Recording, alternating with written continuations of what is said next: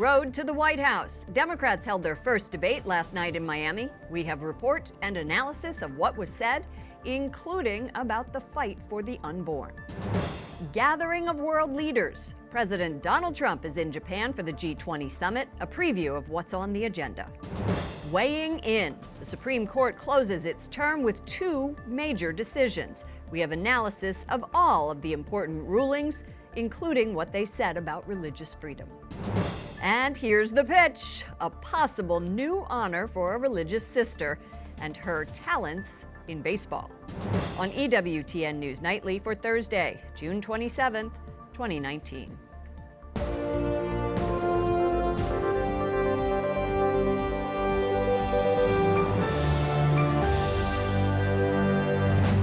Good evening from Washington, D.C., and thank you to those of you joining us from around the world for news from a Catholic perspective. I'm Lauren Ashburn. Tonight, 10 Democrats prepare for a debate battle. Frontrunners Joe Biden and Bernie Sanders share the stage. 10 other White House contenders sparred last night on a range of issues, including immigration, health care, and abortion. Correspondent Jason Calvi joins us with more. Good evening, Jason. Good evening, Lauren. Senator Elizabeth Warren last night said she wants a national law to enshrine Roe v. Wade as law. Now, other candidates promoted the idea of the government paying for abortion. But a new poll commissioned by the pro-life group, the Susan B. Anthony List, finds 55% of voters oppose government funding of abortion. Still, Democrats fight to win over the party's liberal base. 10 candidates. I just want to say there's 3 women up here that have fought pretty hard for a woman's right to choose. So I'll start with that. 2 hours on NBC. Just because a woman, or let's also not forget, someone in the trans community, a trans female, is poor, doesn't mean they shouldn't have the right to exercise that right to choose. And so I absolutely would cover the right to have an abortion. 5 moderators with rapid-fire questions. 47 years ago, Roe versus Wade was decided, and we've all looked to the courts all that time as state after state has undermined Roe, has put in exceptions, has come right up to the edge of taking away protection. Your time is up, Senator. We now have an America where most people support Roe versus Wade. We need to make that Senator, federal law. Thank you. Today we asked Republicans about that. I don't think it has much of a chance up here. I think you can make a very persuasive argument, if indeed this is what Senator Warren's doing, that it is a legislative decision. It's a decision for Congress. Abortion's not mentioned in the Constitution. Abortion was mentioned in this ad before the debate. Even 6 out of 10 pro-choice Americans agree that abortion should happen only during the first 3 months of pregnancy, at most. On health care, Democratic candidates promoted government-run health insurance. We should give everyone in this country health care as a basic human right for free. And 2 Democrats, Senator Elizabeth Warren and New York Mayor Bill de Blasio, backed getting rid of private insurance. Private insurance is not working for tens of millions of Americans. When you talk about the copays, the deductibles, the premiums, the out-of-pocket expenses. Republican Senator Rick Scott questions the proposals. In the presidential debate last night, we don't need to work anymore. Somehow government's going to provide free health care, free tuition, free everything. So I don't know why anybody would show up to work. And President Trump's response? One word. And that one word, boring. Now tonight we'll see what happens. Round 2, Democratic frontrunner Joe Biden takes the stage. Conservative group, the Judicial Crisis Network, last night ran an ad during the debate. They're spending $1 million to challenge Democrats. They're urging them to release the names of possible judicial nominees like then candidate Donald Trump did in 2016. Lauren? Capitol Hill correspondent Jason Calvi. Thank you, Jason. And later in tonight's broadcast, we will have pro-life reaction to the debate. Pastor Andrew Brunson, the man who went to prison in Turkey for preaching Christianity, says the Turkish government is becoming an exporter of radical Islam. Brunson testified on Capitol Hill today and spoke about the nearly 2 years he spent behind bars. Correspondent Wyatt Goolsbee talked to the Protestant leader, pastor, earlier today. He joins us now from the State Department. Good evening, Wyatt. Good evening, Lauren. Pastor Andrew Brunson tells me he still prays for Turkey, even after years of suffering by the Turkish government. He says conditions for Christians are getting worse, which is why people who believe in Jesus Christ need to remain strong. Clearly, there's a targeting of pastors especially foreigners right now. There are a number of people who are being deported, a number of people who are leaders of churches in Turkey, and I know a number of them. The concern is once that happens, who's next on the list? Pastor Andrew Brunson in Washington today speaking about the plight of religious minorities in Turkey. He reminded the public not to sideline the harassment of Christians in the country. Prisoners of conscience or prisoners who are being persecuted because of their faith, they want to know that people outside are engaged, that they're praying if they're believers, but also that at least they're aware and speaking out. Religious freedom in Turkey has deteriorated since President Erdogan gained more power over the last 2 years. Open Doors USA, the Christian advocacy group, says Erdogan's government generally supports the idea a true Turk must be a Sunni Muslim. Brunson was imprisoned in 2016 during a crackdown following a failed coup attempt against the Turkish leader. They claimed Brunson was a spy and was spreading terrorism due to his Christian missionary work. He wasn't released until 2 years later after his case made international headlines. American citizens have... Christina Arriaga, a member of the bipartisan commission organizing today's hearing that welcomed experts to speak on the situation, says the United States can do more. It would be important for the U.S. government to ensure that the Turkish government understands that Americans are interested in freedom for everyone in Turkey. Neither Christina Arriaga nor Andrew Brunson expect conditions to change right away. They say it won't change without more awareness. Christianity has a long history in Turkey, but today Christians number less than 200,000. That's less than 1% of the total population. Lauren? Correspondent Wyatt Goolsby reporting from the State Department. Thank you, Wyatt. The White House is weighing in on the situation at the U.S.-Mexico border, saying it's Democrats who are to blame. In a statement released earlier today, White House Press Secretary Sarah Sanders says Democrats, quote, falsely claimed the situation at the border was a manufactured crisis and denied desperately needed humanitarian funding for months. The statement also calls for lawmakers to pass the Senate bill on immigration funding. President Trump journeys to Japan for a high-stakes G20 summit with world leaders. He'll be addressing international crises and trade wars, meeting with both allies and authoritarian heads of state. White House correspondent Mark Irons reports. Good evening, Mark. Good evening, Lauren. President Trump begins 4 days of diplomacies in what could be his most important overseas trip of the year. All eyes will be on his face-to-face meetings with leaders ranging from Angela Merkel to Vladimir Putin. World leaders converge on Japan. After landing in Osaka, President Trump enjoyed a friendly dinner with the Prime Minister of Australia. But I want to congratulate you very much. But the meat of this global summit will be served up over the next couple of days. President Trump previewing his agenda before leaving Washington. I'm meeting with Russia, I'm meeting with China, I'm meeting with many countries. He'll be face-to-face with President Vladimir Putin for the first time since Robert Mueller's completed Russia investigation. President Trump isn't saying if he'll raise concerns about Russian interference in the 2020 presidential race. I'll have a very good conversation with him. What I say to him is none of your business. He'll have a number of other sit-downs with authoritarian-leaning world leaders, including the Saudi Crown Prince and Chinese President Xi Jinping. A possible trade deal, his main concern with China, but the president says he's pleased with the results of U.S. tariffs on billions of dollars worth of Chinese imports. Just so you know, China has been paying us billions and billions of dollars. Until I got here, they never paid this country 10 cents. Today, the president's chief economic advisor pushing back against reports that Trump's tariffs are hurting U.S. businesses and consumers. As I've said a lot of times, whatever impact on consumers the tariffs, by our estimates, are de minimis, very small. Climate change is emerging as one of the key concerns to be addressed at that G20 summit. President Trump earlier pulled the U.S. out of the international Paris Climate Agreement, and you can expect world leaders to discuss the growing tension in the Middle East.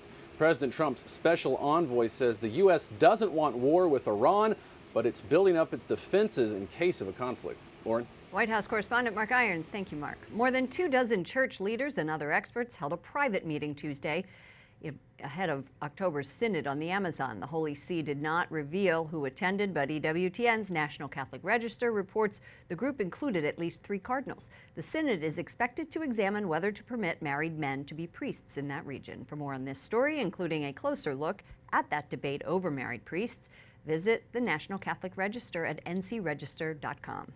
Pope Francis applauds the Australian Church's commitment to eliminate child sexual abuse and help victims.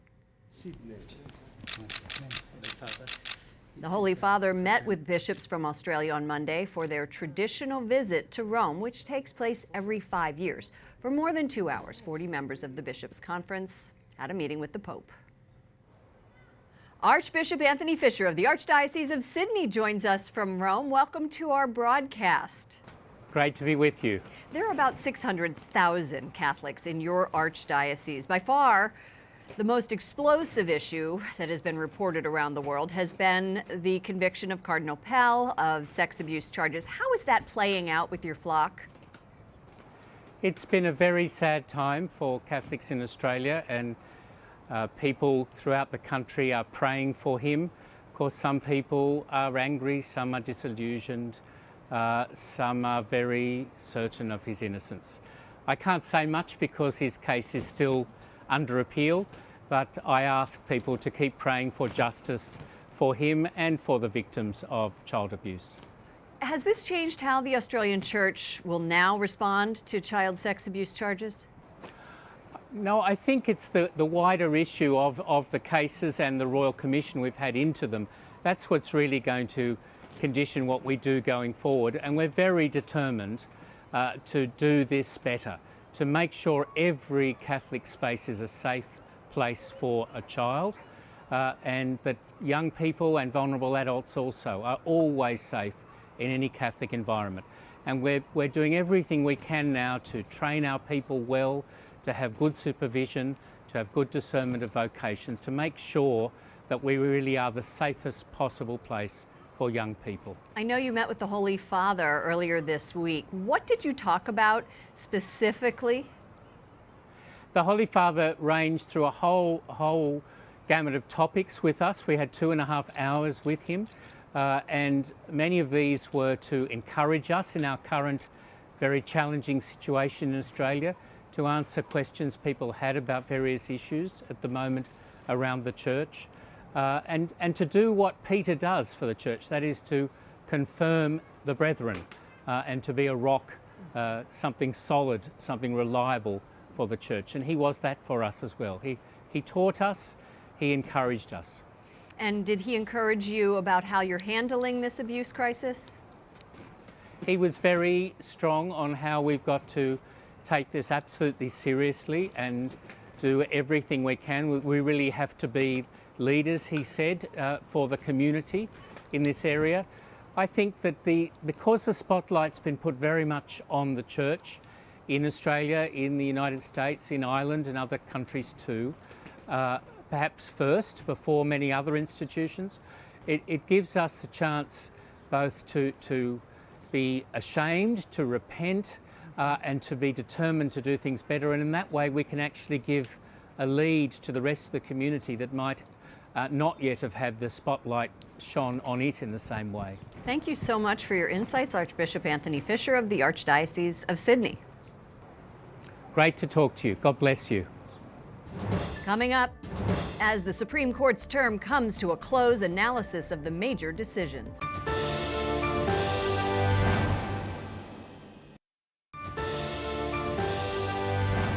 The Supreme Court closed its term today with 2 highly anticipated rulings. The justices will not block districts drawn for partisan gain, also known as gerrymandering. Chief Justice John Roberts says the nation's highest court should not be involved in what he calls a political dispute. In the other major decision today, the court put on hold the Trump administration's efforts to add a citizenship question to the 2020 census. Joining me now via Skype from the Heritage Foundation is senior legal fellow Hans von Spakovsky. Hans, welcome back to our broadcast. Thanks for having me. Chief Justice John Roberts wrote the court's opinion saying the Trump administration's explanation for wanting to add the question was the census question was more of a distraction than an explanation. quite something. What does this census decision mean? Was that a slap at President Trump? Well, it wasn't so much a slap, but it did temporarily stop the citizenship question from getting on the census. I think what's been lost in all this is that the Trump administration actually had a partial victory on the more substantive issues. Remember, the challengers in this case claimed that it was unconstitutional to ask a citizenship question. They also claimed that it was not within the authority of the Secretary of Commerce to add a citizenship question. The court disagreed on both of those. The only thing that they disagreed with the administration on was saying that the reasons given for adding the citizenship question, enforcement of the Voting Rights Act, did not seem to match the record. But rather than permanently barring the Trump administration from adding the citizenship question, they gave the administration another chance down at the lower court to produce a valid reason for doing that. So they only have a short time to do it, right. but they could but still it's not possibly a hard no. comply. Right. No, this that's marks exactly right. This marks the end of the court's term, and there were other decisions we'd like to look back on, including the Peace Cross that honors World War I soldiers in Bladensburg, Maryland. It was allowed to stand. That decision was made a week ago or so. Does this give us any insight into this court now that Justice Kavanaugh is on it? Well, yeah, it does. You know, what was interesting about that decision was that it wasn't a 5-4 split between the conservatives and the liberals. In fact, it was a 7-2 decision saying that this World War I memorial, which is in the sign of a cross, could remain. And in that case, two of the usual liberals, Justice Kagan and Breyer, actually joined the conservatives to say that there was nothing wrong or unconstitutional about doing this. That I think was a good sign for religious liberty in this country. In the past, Roberts has said he wants the public to see the court as nonpartisan. Looking back at the decisions this term, do you think he can achieve that goal? Oh, yeah, I certainly think he can. And in fact, that was the main reason for his decision today in the partisan redistricting case. He said the courts should not get into that area, which is, you know, the line drawing for legislative districts, because he said that is one of the most controversial political areas. And if the federal courts get into that, clearly people are going to ascribe to them partisan purposes when they, for example, throw out a democratically drawn plan or throw out a Republican drawn plan. So that decision was in accord with what he has said on that issue. That's all we have time for. Thank you so much, Hans von Spakovsky, Senior Legal Fellow at the Heritage Foundation. Thanks for having me. Up next, analysis of what the Democratic presidential hopefuls said about abortion in last night's debate. And sister strike may strike again.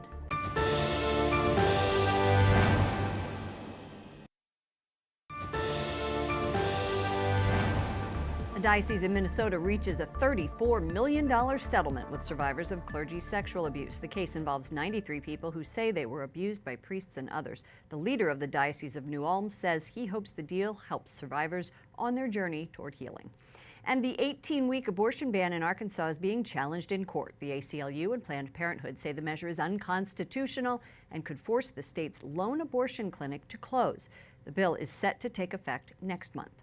A new poll finds 1 in 3 Americans rank abortion as a top issue in deciding how they will vote in 2020.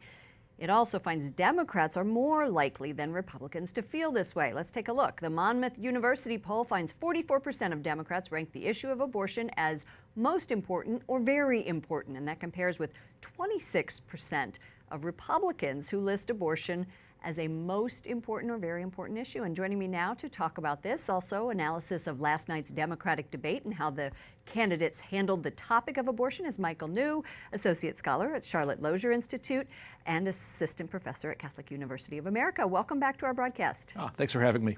I know you watched the debate. I watched the debate. Very little daylight last night between the Democratic presidential candidates. All of them talked about abortion as a right and that it should be covered by health care.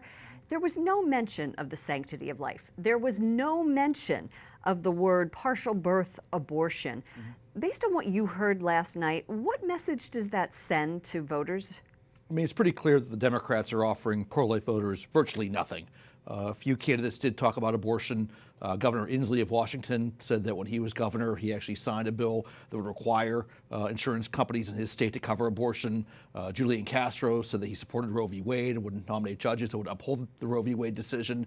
And when Elizabeth Warren was asked if there were any kind of limitations she would support on abortion, she dodged the issue, talked about Roe v. Wade, and actually said it should be federal law. Yeah, said she'd support a bill that would codify Roe v. Wade into federal law. So again, pro-lifers are really being offered nothing by these set of candidates. I'm trying to connect some dots here. Polling shows that support for abortion limits on it go hand in hand, and that support for late-term abortion is the least popular among those. How does the public opinion match what Democratic presidential candidates are trying to do? I mean, you are correct. Gallup polls consistently show that second and third trimester abortions are very unpopular. But keep in mind, these Democrats are trying to win the Democratic nomination for president. And we look at people who vote in Democratic presidential primaries and Democratic caucuses. They tend to have more, quote unquote, liberal views on a lot of issues. That legal abortion is a strong issue for many Democratic primary voters, and they're trying to cater to that group.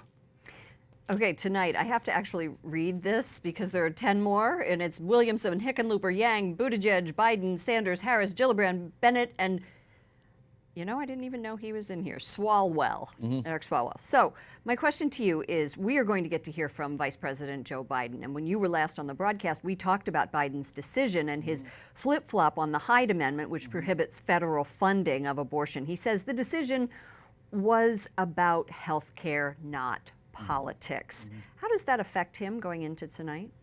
First off, I think that the issue will be raised by some of his opponents, that he does have a track record previously of opposing taxpayer funding of abortion, and since he's the front runner, he's going to get criticized. I think the position switch, frankly, may do him a little bit of good in the Democratic primaries, but I think clearly it's going to hurt him in the general election. Morning Consult ran a poll shortly after he changed position, and they did find very good evidence that voters who were aware of the position switch indicated to be less likely to vote for Biden than more likely. So I think it's clear this will hurt him in the general election. Michael, no, I think you and I are going to be seeing a lot more of each other up until the 2020 election, talking about these life issues. They're going to continue to play out in a dramatic way. There is. Thank you so much, Michael New, Associate Professor, Assistant Professor at the Bush School of Business at the Catholic University of America. No. Finally tonight, a religious sister is a finalist for a prestigious sports-related award. Here's her pitch. And yes, it's Sister Mary Jo Sobiek, known now as Sister Strike. She threw out a curveball at Chicago White Sox game last August, which was a strike. And it's been nominated for Best Viral Sports Moment on ESPN's award show, The ESPYs. The Dominican sister is in Springfield, Illinois. And I love what she says. She played softball starting in elementary school through college. She coached high school sports. And she told the Chicago Catholic in December she wasn't about to get ripped by past coaches and teammates for a lousy pitch. So she gave the White Sox throw her all. For all of us here at EWTN News Nightly, to all of you around the world, thank you for watching. I'm Lauren Ashburn. Let's keep in touch online. Follow me at Lauren Ashburn on Twitter and Lauren Ashburn EWTN on Facebook. Good night, and God bless you.